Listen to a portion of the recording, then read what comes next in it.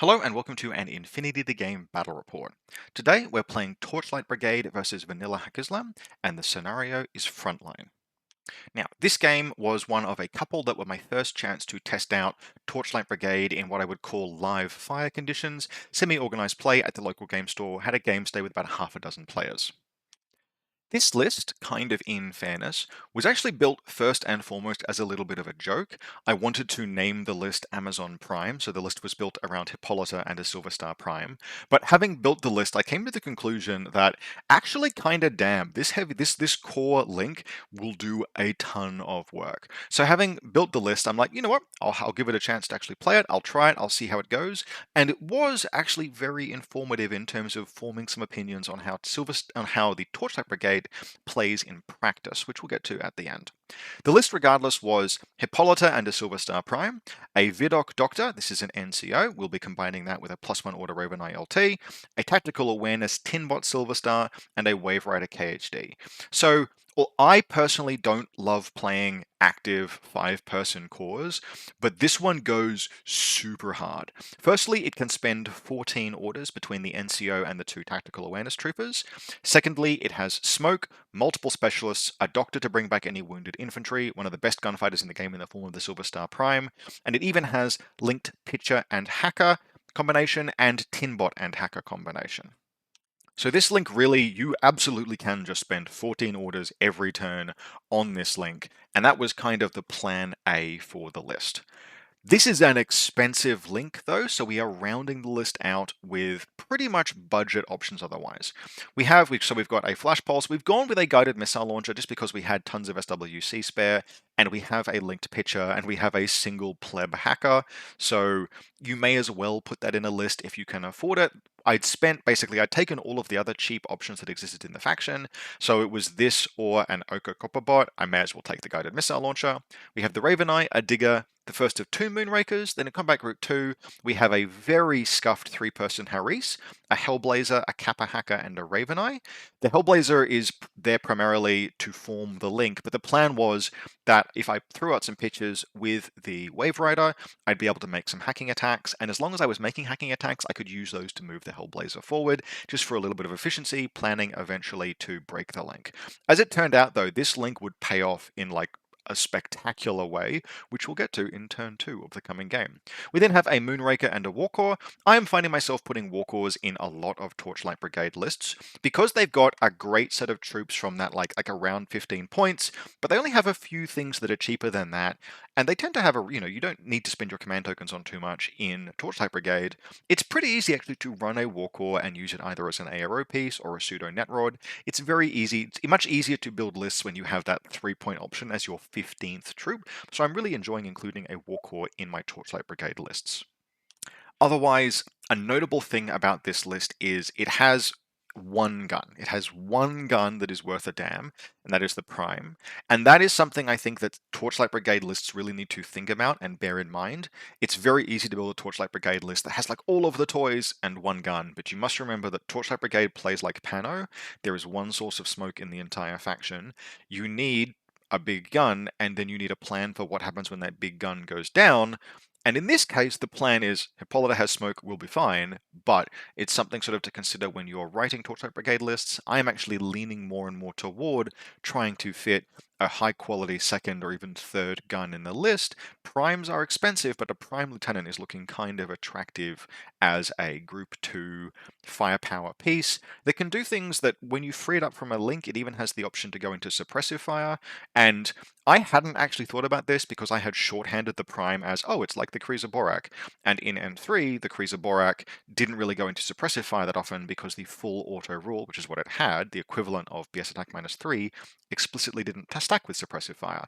But in N4, no such penalty applies, and it turns out that a Prime in suppressive fire may just be one of the hardest pieces to shift in the entire game. Like, it is nightmarish. If you can keep its range bands good, if you force your opponents to engage it inside that 16-inch band, hot damn. So that is something I'd like to investigate in future, but for now, this list was built around a little bit of a meme, but anyone who plays Hippolyta with any kind of regularity will tell you that she's really very good, and indeed, yes, it turns out she's really very good. Playing against this would be Kyle and his Haqqislam. This is the models that Kyle took, but it is not the correct combat groups. I can't remember how the combat groups were ordered, but this is basically Kyle's take on Haqqislam. He has the Asawira Doctor, which he very much likes, with a Nazmat. He uses the Azrael and Mukhtar as firepower pieces. He has two bikers, typically one Coom Raider and Zalekia. He has a as a Fide with the ACSW. He has the hacking package. This is Haqqislam All Stars. The only things that are kind of like a bit different or off meta about this again is that Kyle very much likes the Asawira Doctor, and I'm totally with him on that. And then it sort of squeezes in Yara Haddad as a 25-point last chance backup gunfighting piece. There is enough smoke just barely in this list to justify her as an armor piercing smoke shooting piece. You can use her to engage things like potentially even the Avatar. Probably not your first choice for that, but she's 25 points, right? You may as well. She fights very well from 24 down to 0 inches thanks to the heavy pistol. You've got a good quality doctor that she can hang out near. She's basically just fine, and you can afford her. Importantly, we have two Delamis. Kyle uses Delamis very, very well. Basically, almost every game I've played against him, I've had to spend the first turn just unpicking that layer of a blade of camouflage armor, and this would be no exception. So yeah, these combat groups are not accurate. The combat groups are split up more to Kyle's taste. This is just a list of the models that he took, but this is a very good Haqqislam good stuff list. And he noted actually during the game that he was just going to kind of play this all day because perhaps with the sole exception of like highly classified, he found that there were basically no scenarios that it couldn't do. And honestly, it can even do highly classified pretty well thanks to all of the veterans, the characters, the visors, the medium infantry. You really just can't do engineering classifieds, and that's about it. So excellent Haqqislam list. You can do far worse than to play this, and this is what Kyle took into the game today. So this is the table that we're playing on. I have won the lieutenant role, and although it took me a little bit of thinking, I have decided that I wanted to go first. Frontline, yes, is an end of game scoring scenario where all of the scoring will happen at the end of the second player's third turn, but I really don't want Kyle to have first turn against me with Haqqislam for days. There are just, even though the defense of this list I actually am relatively confident in, the two Moonrakers, the two mines from the Raven Eye officers, the Doctor, etc. There's just a little too much. Like, if I can avoid getting jumped by a Fide, I would like to do so. The Fide in particular is what makes it more challenging. I can hold off skirmishes with the Moonrakers. Anything that has to move through the minefield, I feel like I have a good chance against. But the Haqqislam Fide being able to just start in a position to really just put a shotgun into something like the Vidok Doctor, for example. I do not want the Vidok to go down.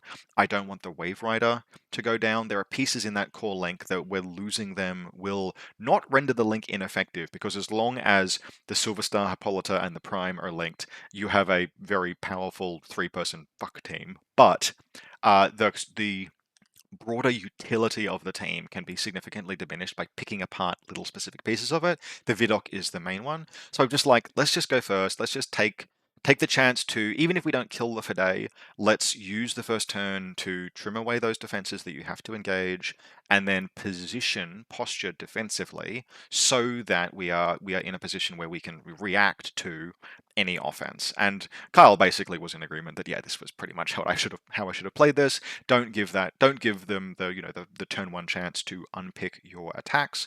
And so I'm going first, and I'm deploying on the right side of the table. So I've clustered my link team kind of in this space here and here. This is going to be a Raven Eye officer deployed as if it were a Wave Rider. This is the real Wave Rider. Then we have the Prime, Hippolyta. This is the Raven Eye officer's mine. Yes, this kind of does telegraph, because there's no visible mine layer around. This telegraph that the Raven Eye officer is somewhere nearby. That, by the way, is something that I really hate about that Raven Eye profile. The fact that your opponent almost always knows. If you use mine layer, your opponent always knows approximately that you have a Raven Eye somewhere in the vicinity, a lieutenant somewhere in the vicinity.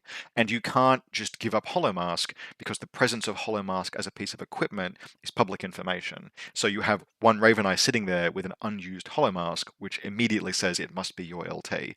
So it's actually surprisingly challenging to use that Raven Eye +1 order lieutenant in a way that actually conceals its existence. So you have to kind of just hope your opponent, you go first, chuck the mine down if you think you can get away with it. Otherwise, consider not using mine layer, because it can really telegraph the position of your lieutenant.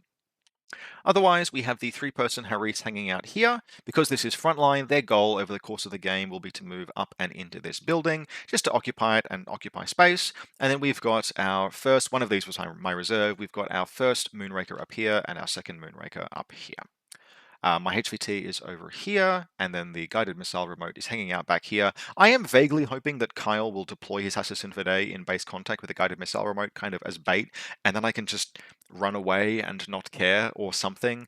Mostly I don't want the Link team to get jumped, but he doesn't jump the Link team. My turret is over here. Kyle's turret is going to be over here, and then we've deployed these sadness zones in this scenario will be deployed here and here. So this position here and this position here, which will heavily truncate movement up and down the table. So because of those QAZ zones, the main pass up and down the table will be over this bridge, and then sort of through this building and up and around this building here. So for Kyle's part, he has pretty much just hunkered down. We've got Saladin deployed over here, and Azrael is deployed back here, the Mukhtar is back here, Zulekia is here, there's a Kum Rider here. Yara Haddad is on this bridge, prone, so she's not going to be seen until someone comes right across the bridge. The Asawira is on this sort of like raised platform here with its Nazmat hanging down with the majority of these healable troops. Then we have, and this is something that I wouldn't do, but Kyle has chosen to because he wants to really ablate the first turn offense. We have the Fanus remote on this building. We have the first Dalami here, definitely put the Dalami in aggressive positions, the Dalami here, and a Libertos is reserve dropped here alongside its mine, and the second Dalami is on this bridge over here, a clear camouflage marker being a little bit tricky to find. After a little bit of umming and ahhing, looking for sort of positions, Kyle has come to the conclusion that there's not really anywhere that's that great for Assassin Fide, so he's deployed the Fide over here kind of as a distraction Carnifex. Now, on my first turn, I've gone ahead and I've 14 potential orders in Combat Group 1, 5 in Combat Group 2.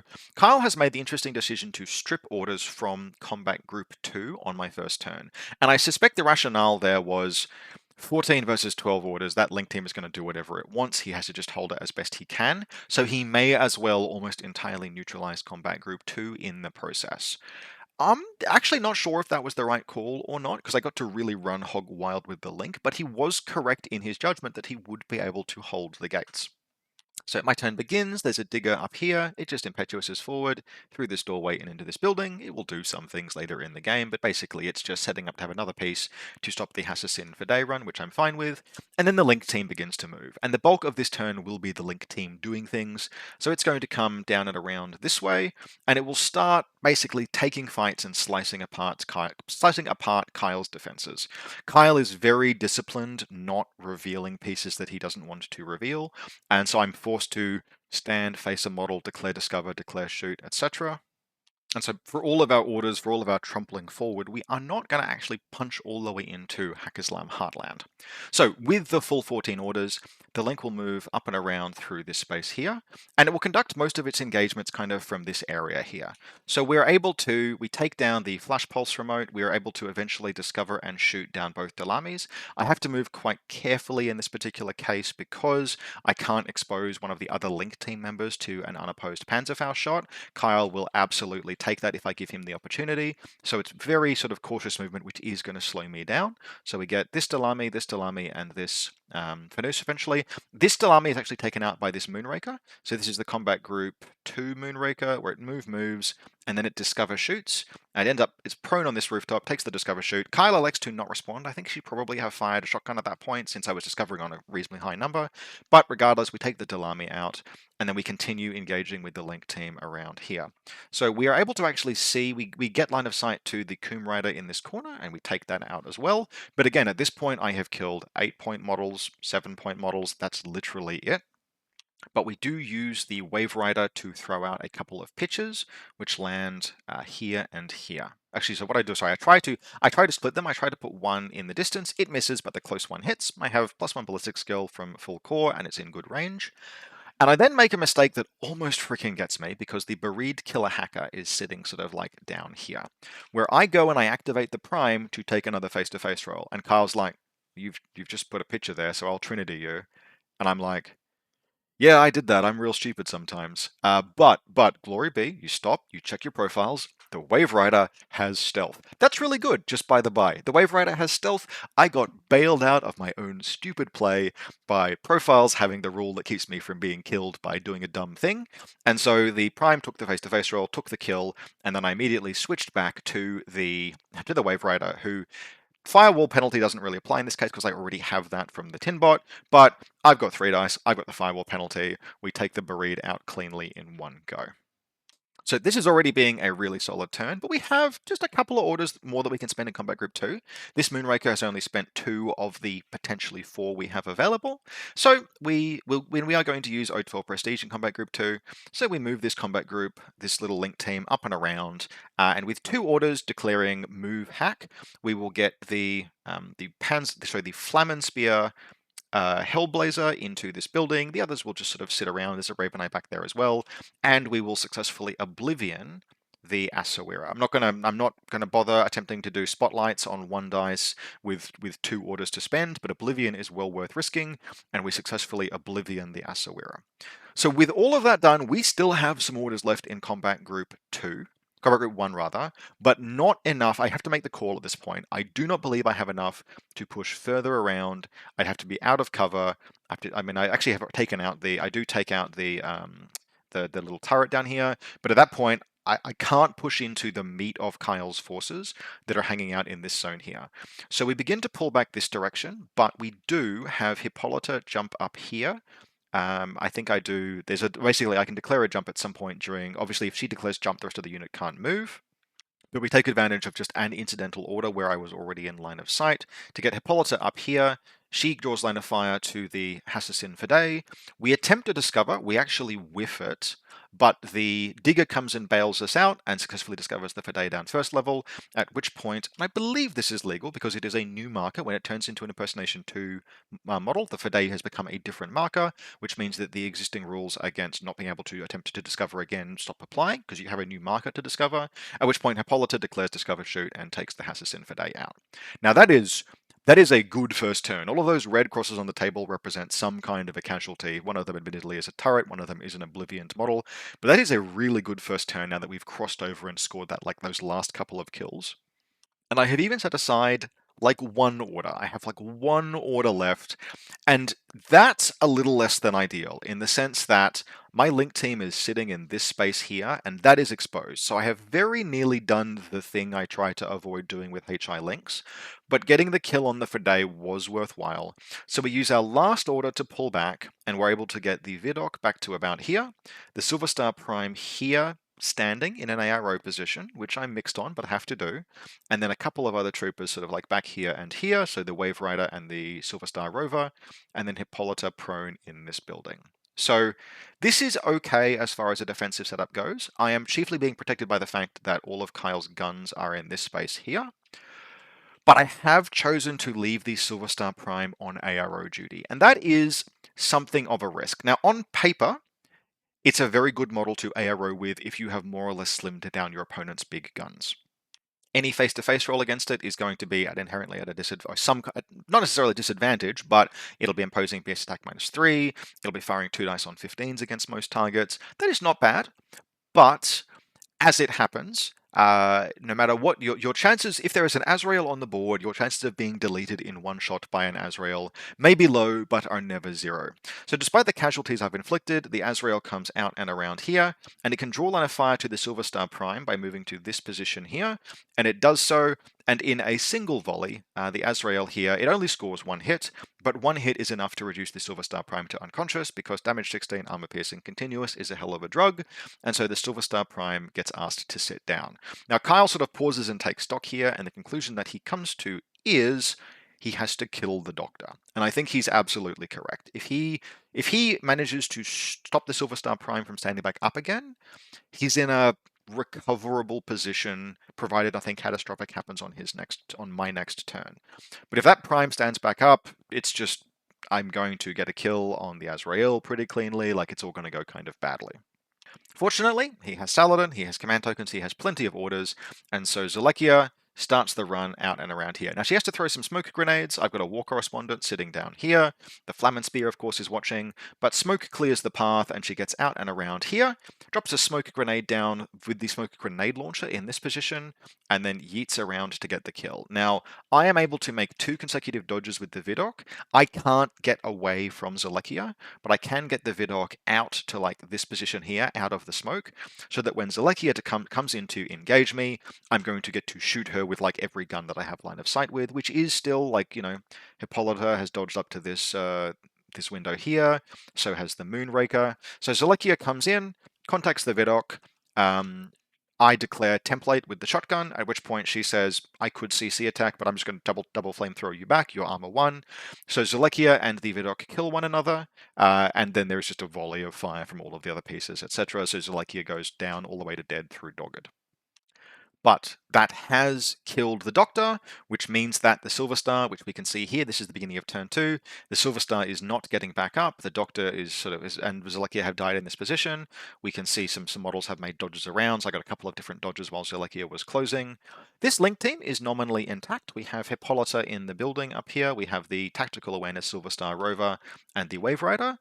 But this is now, Hippolyta is now basically my biggest gun. And my opponent still has a Mukhtar and Azrael, and that's not necessarily a position that you want to be in as Torchlight Brigade. However, fortunately with Hippolyta I do have some smoke, and there is one catastrophic thing that can happen on Kyle's turn, and that is this position here, where the Azrael has moved up to get that kill on the Silver Star Rover. There were not enough orders to pull the Azrael back to a different position, which means it is standing here. And Saladin is basically sitting down looking at the Azrael's toes. So I have one shot at this. The Hellblazer activates, moves out to here, and fires a double shot Flamen Spear, +1 burst from the Link team, into the Azrael. The Azrael actually wins the face-to-face roll. The Silver Star Rover, the Hellblazer makes it save, but both Flamen Spear shots hit Saladin, who whiffs his dodge. He rolls a 1 for his dodge. I roll 2 4s to hit for the Flamen Spears, and Saladin dies. And that is the catastrophic thing that Kyle needed not to happen on my second turn. Now from here I spend quite a lot of time moving around, trying to attack, using Eclipse Smoke with Hippolyta. This Link team will move up and through here. She'll get smoked down sort of like around about here, move out and around. She will actually try to engage the Azrael, and I think it will take her like 4 orders. But this engagement here, she's burst 4 on something like 13s with her breaker combi. She has emitters of -6. It takes a surprising amount of time, but she does put the Azrael down.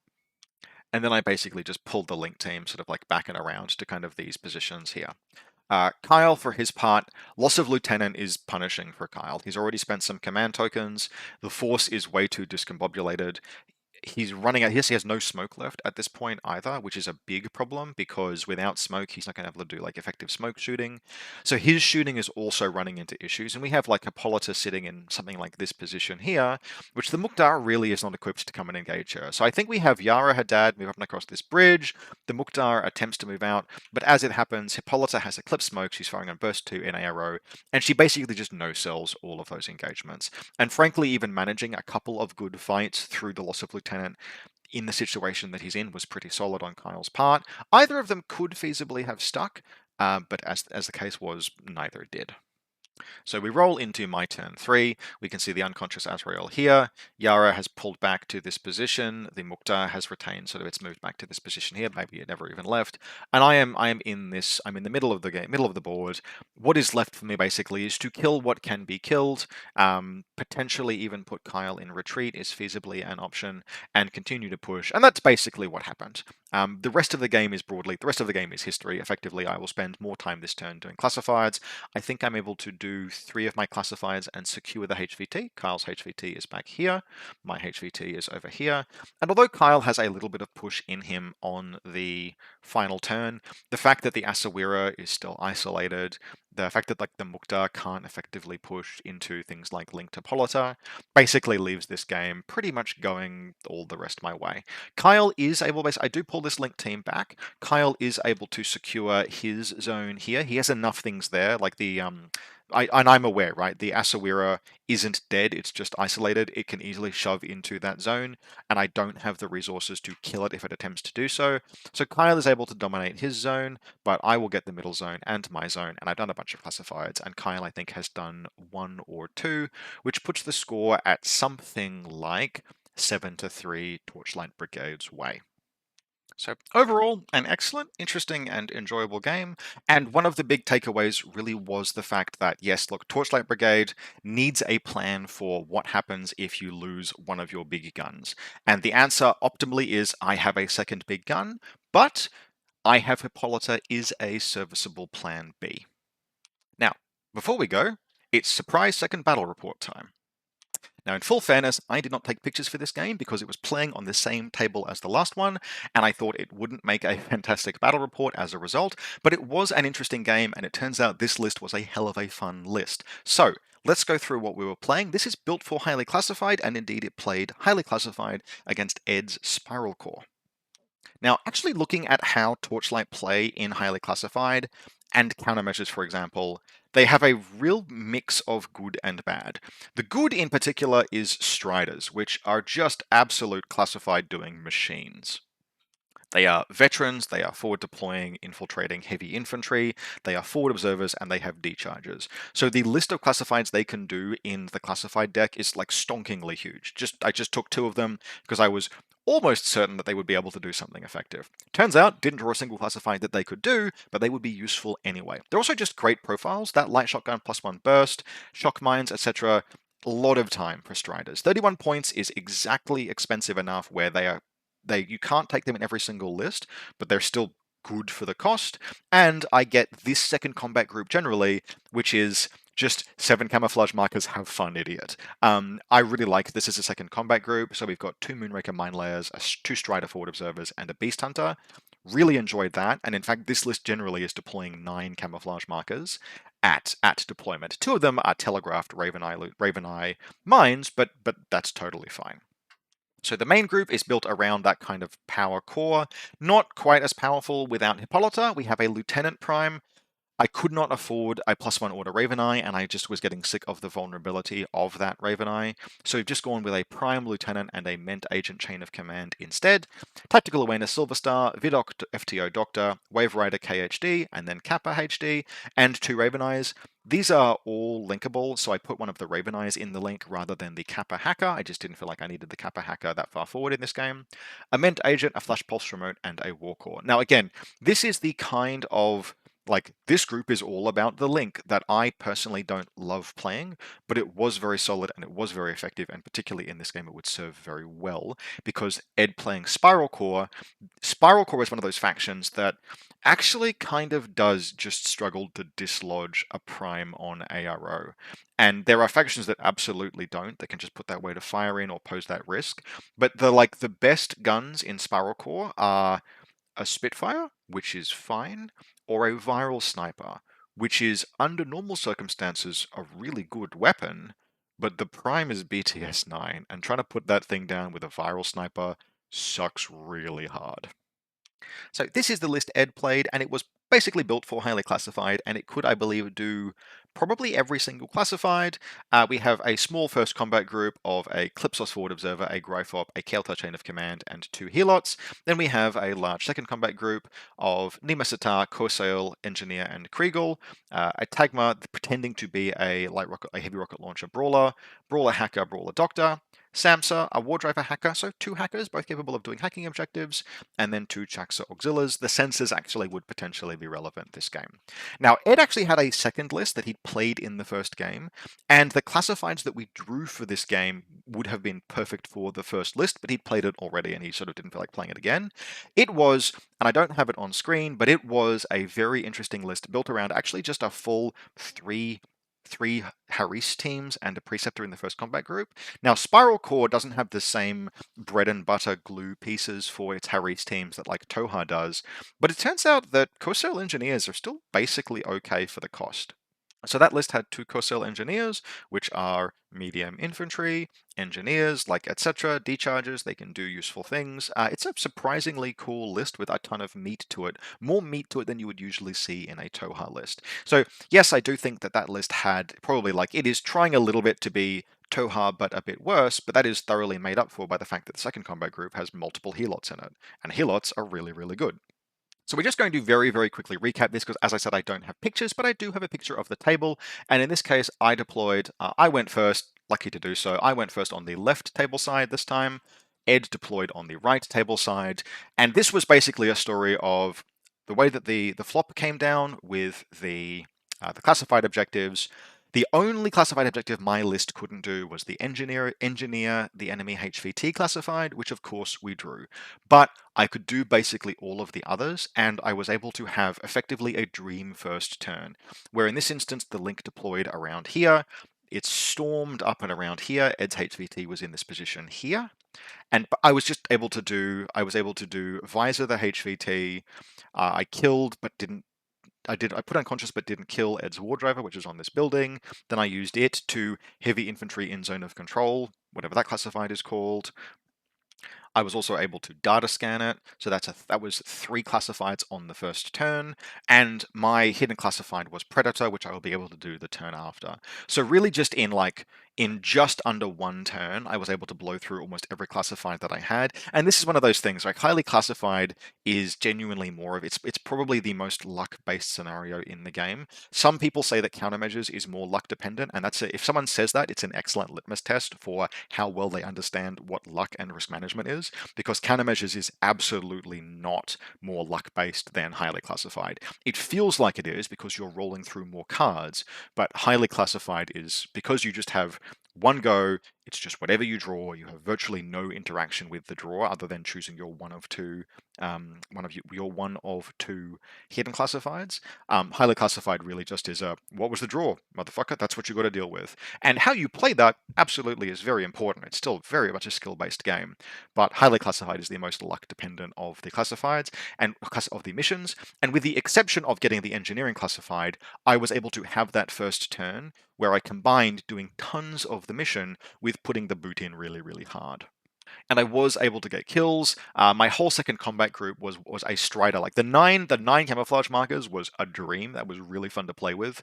And because I didn't have any classifieds that my Striders actually needed to do, I was able to just have a Strider spend 7 orders running up and around here and just murdering things. And so it murked Samsa, it murked the Kriegel agent. That would end up being really important because the Kriegel agent is a source of Eclipse smoke for Ed.